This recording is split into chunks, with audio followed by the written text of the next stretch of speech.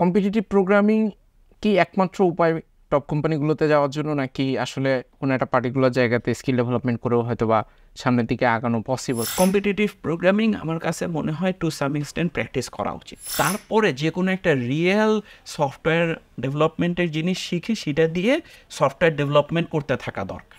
Real life project করার জন্য এই যে মার্ন স্ট্যাক হোক অথবা স্প্রিং বুট হোক অথবা সাপোজ পিএইচপি লারাভেল হোক, যে কোনো একটা হোক, সেইটা শিখে ফেলে রিয়েল লাইফ সফটওয়্যার বানাইতে থাকে। এই যে মানুষের মাথায় কিন্তু বিভিন্ন জিনিসপত্র আসতে থাকে, বাই জিনিসপত্র আসতে থাকুক, বানাইতে থাকো, তখন যেটা হবে কি যে তোমার এক্সপিরিয়েন্স হইতে থাকবে।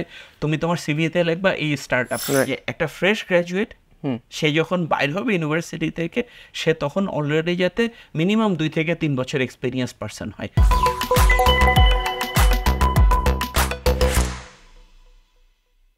রেজিস্ট্রেশন 23 যখন হায়ার করে তখন কিন্তু প্রবলেম সলভিং দিয়ে হায়ার করে। এখন ইউনিভার্সিটিতে যে কম্পিউটার সায়েন্সে পড়তেছে সে কিন্তু সবার যে প্রবলেম সলভিং ভালো লাগে ব্যাপারটা এরকম না, কারণ প্রবলেম সলভিংয়ে কিন্তু ধৈর্য সহ্যের ব্যাপার আছে। অনেকে প্রবলেম সলভিং পারে না, কিন্তু সে কিন্তু পার্টিকুলারলি একটা ল্যাঙ্গুয়েজ পড়ে, সেখানে তার একটা এক্সপার্টিস গ্রো করে ফেলে। এরকম একটা সিচুয়েশনে কম্পিটিটিভ প্রোগ্রামিং কি একমাত্র উপায় টপ কোম্পানিগুলোতে যাওয়ার জন্য, নাকি আসলে কোনো একটা পার্টিকুলার জায়গাতে স্কিল ডেভেলপমেন্ট করেও হয়তো বা সামনের দিকে আগানো পসিবল? এইটার একটা কম্বিনেশন কিভাবে তৈরি করা উচিত যেটা তার জন্য ক্যারিয়ারের জন্য ভালো হবে, অ্যাট দ্য সেম টাইম কোম্পানিগুলো একটা বেটার ইঞ্জিনিয়ার হয়তো বা পাবে? আমি এটার অ্যান্সার জানি না। সো বাট হলো কি, আমি একটু মানে বিভিন্ন থটস শেয়ার করতে পারি যেটা হয়তো বা হেল্পফুল হতে পারে। সো এখানে সাপোজ কম্পিটিটিভ প্রোগ্রামিং আমার কাছে মনে হয় টু সাম এক্সটেন্ট প্র্যাকটিস করা উচিত, ঠিক আছে? সাপোজ হলো কি এরকম থাকতে পারে, কম্পিটিটিভ প্রোগ্রামিং মানে কন্টেস্ট না, জাস্ট হইতেছে কিছু প্রবলেম সলভ করা, কিছু প্রবলেম সলভিংয়ে বা ইভেন কন্টেস্টেও কিছু সময় দেওয়া, এটা আর কি দরকার। কিছু সময় দেওয়াটা দরকার। এখন তারপরে সাপোজ যে কোনো একটা জিনিস নিয়ে আমার কাছে মনে হয় কি যে honestly speaking for majority people হয়তো বা এরকম যে 6 মাস থেকে 1 বছর কম্পিটিটিভ প্রোগ্রামিং কন্টেস্ট এগুলাতে প্র্যাকটিস করা দরকার। তারপরে যে কোনো একটা রিয়েল সফটওয়্যার ডেভেলপমেন্টের জিনিস শিখে সেটা দিয়ে সফটওয়্যার ডেভেলপমেন্ট করতে থাকা দরকার। আচ্ছা, যে সাপোজ হলো গিয়েছে এই জায়গাটাতে আমি একটু শেয়ার করতে চাই যে আমি যেমন ওই যেটা বললাম যে বই পড়ে শিখছি, আমি কোনোদিন কম্পিটিটিভ প্রোগ্রামিং করি নাই, ঠিক আছে? যেহেতু ইলেকট্রিক্যাল ইঞ্জিনিয়ার, আমার কোনো ফ্রেন্ড নাই কম্পিউটারের। সো আমি জাস্ট হলো গিয়ে যে বই পড়ে প্রোগ্রামিং শিখছি, প্রোগ্রামিং শিখে তারপরে আমি লোকজনের জন্য সফটওয়্যার বানাইছি। সাপোজ আমি একটা ওই যে সিডি রেন্ট, আগে তো সিডি রেন্ট করতো লোকজন, 10 টাকা করে সিডি রেন্ট করা যেত। তো আমি আমাদের পাশের একটা দোকানের জন্য সিডি রেন্ট একটা সফটওয়্যার বানাইছিলাম, বানাই যায় তারপরে তারে ফ্রি দিছি যে ভাই এই সফটওয়্যারটা ইউজ করেন। কারণ আমি দেখা যেত যে সফটওয়্যার রেন্ট করতে অনেক সময় লাগতো, খাতা এন্ট্রি করতেছে, তারপরে খুঁজে পাইতেছে না মুভি। সো তখন তো এটা হলো কি 2001-2 দিকে, 2 সম্ভবত, তখন হলো গিয়েছে যে এজেক্স জাভাস্ক্রিপ্ট এগুলো আসে নাই।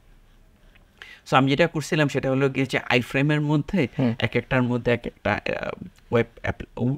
ওয়েবসাইট আর কি, ঠিক আছে? সো একটার মধ্যে সার্চ করার জায়গা, একটাতে রেন্ট করার জায়গা। সো মানে একটা পার্সনকে পুরো আইফ্রেমকে আবার ছোট ছোট জায়গাতে, সো যাতে হলো গিয়েছে সাপোজ একটা কাস্টমার আইসা বললো যে ভাই এই নামে মুভি আছে, তখন সে যাতে সার্চ করতে পারে। আরেকজন আইসা 2টা সিডি দিয়ে বললো যে এখন আমাকে রেন্ট দেন, তো তার যাতে আলাদা পেজে না যায়, পেজ লোড হইতে তো কোনো পেজ লোড হইতে হবে না। একটা সেকশন আইফ্রেমের মধ্যে রেন্ট করার জায়গা, আরেকটাতে সার্চ করার জায়গা, এরকমভাবে মাল্টিপল আইফ্রেম, মানে একটা পেজ, তার কোনো আলাদা পেজে যেতে হবে না, একটা পেজের মধ্যে সে সব কাজ করে ফেলতে পারবে। সো এরকম একটা অ্যাপ্লিকেশন আমি স্টুডেন্ট অবস্থাতে কিন্তু ডেভেলপ করে একটা সিডির দোকানে দিয়ে দিছি, ঠিক আছে? সিডির দোকানদার হেভি পছন্দ করছে। তারপরে অন্য সিডির দোকানদার এসে আমার বলছে যে ভাই এই অ্যাপ্লিকেশনটা ইনস্টল করে দেন, এত সুন্দর অ্যাপ্লিকেশন হয়েছে। আমি যেটা ইনভাইট করবো সেটা হলো গিয়েছে রিয়েল লাইফ প্রজেক্ট করার জন্য এই যে মার্ন স্ট্যাক হোক অথবা স্প্রিং বুট হোক অথবা সাপোজ পিএইচপি লারাভেল হোক, যে কোনো একটা হোক, বা সাপোজ মোবাইল অ্যাপ্লিকেশন হোক, যে কোনো একটা হোক, সেইটা শিখে ফেলে রিয়েল লাইফ সফটওয়্যার বানাইতে থাকা। যেমন আমি একটা সফটওয়্যার বানানোর জন্য লোকজনকে অনেকদিন ধরে উদ্ভূত করতেছি, কেউ বানাইতেছে না। সেটা হলো কি একসাথে সাপোজ হলো কি যে বসুন্ধরাতে ওই যে খেলার জায়গা আছে ব্যাডমিন্টন খেলতে গেলে কত 1 ঘন্টা মনে হয় 500 টাকা।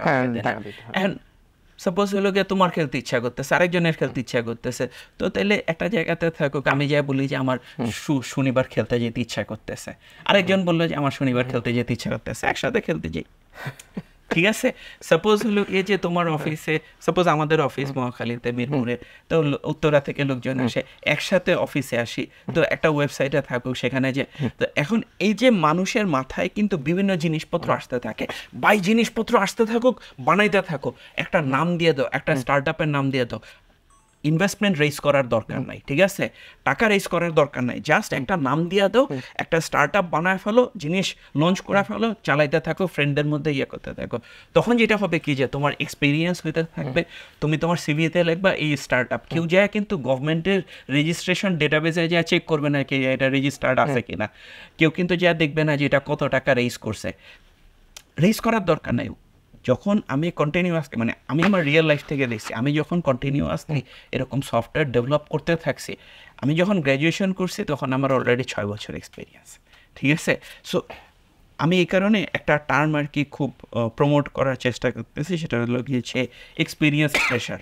যে একটা ফ্রেশ গ্র্যাজুয়েট, সে যখন বাইর হবে ইউনিভার্সিটি থেকে, সে তখন অলরেডি যাতে মিনিমাম 2 থেকে 3 বছর এক্সপিরিয়েন্স পার্সন হয়, সে তার সিভিতে লিখবে এক্সপিরিয়েন্স 2 ইয়ার্স।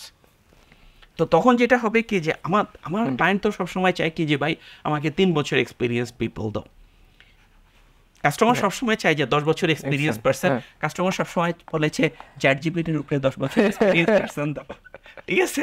এখন কিন্তু হলো কি যে আসলে তো 10 বছর এক্সপিরিয়েন্স এক্সিস্ট করে না, কিন্তু যদি 3 বছর এক্সপিরিয়েন্সড একটা পার্সনকে দিই, কাস্টমার সেটাকে কষ্ট করে অ্যাকসেপ্ট করবে। আমাদের যেমন একটা খুব স্ট্রং ভ্যালু হচ্ছে অনেস্টি। সো আমি কাস্টমারকে মিথ্যা কথা বলতে পারবো না, আমি বলবো যে ভাই এই পার্সনটাকে নাও, এই পার্সনটা ভালো কাজ করবে, ট্রাই করে দেখো, ফ্রি দাও দরকার হলে।